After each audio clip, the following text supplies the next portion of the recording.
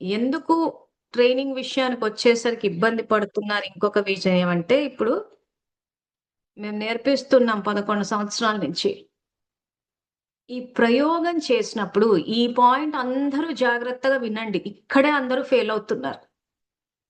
ఈ జ్ఞానాన్ని ప్రయోగం చేసినప్పుడు సమస్య యొక్క తీవ్రత పెరుగుతుంది. అంటే మేము భగవంతుని సాంగత్యంలోకి వచ్చాము, శరణు పొందాము, భగవద్గీతని ప్రాక్టికల్ గా వాడుతున్నాము, మాకేదో వెంటనే శాంతి వస్తుందంటే రాదు. సమస్య తీవ్రత పెరుగుతుంది. ఎందుకు పెరుగుతుంది అనంటే, మీకు ఉదాహరణకు బీపీ ఉందనుకోండి.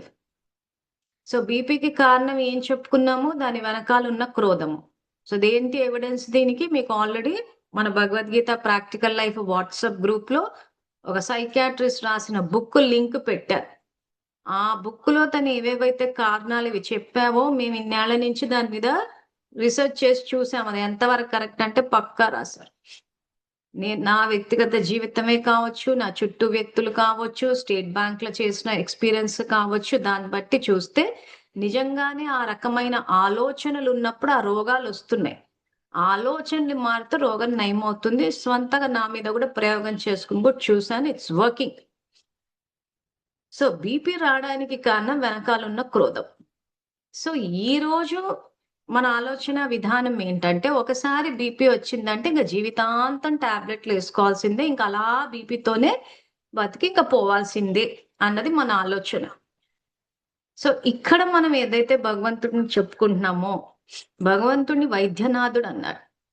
సో ఇప్పుడు మీరు గనక క్రోధాన్ని అధిగమించాలని చెప్పి ఫస్ట్ స్టెప్ గనక నేను ఆత్మని శాంతి స్వరూపాన్ని అన్న సంకల్పం చేసి మీరు కర్మ రూపంలో కార్యరూపంలో గనక మీరు ఆ శాంతిని ప్రయోగం చేసినప్పుడు మీ సమస్య తీవ్రత పెరుగుతుంది.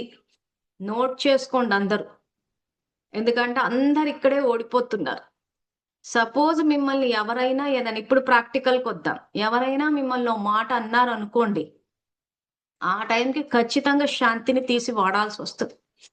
వాళ్ళు ఎందుకు మిమ్మల్ని ఆ మాట అన్నారు? మీలోని శాంతి బయటికి రావడానికి. ఇదే డిఫరెన్స్ భగవద్గీత పారాయణం చేయడానికి, ప్రాక్టికల్ లైఫ్ కి. పారాయణం చేసేటప్పుడు మీరంతా గుంపులు గుంపులుగా కూర్చుని సంఘటనలు చేస్తున్నారు.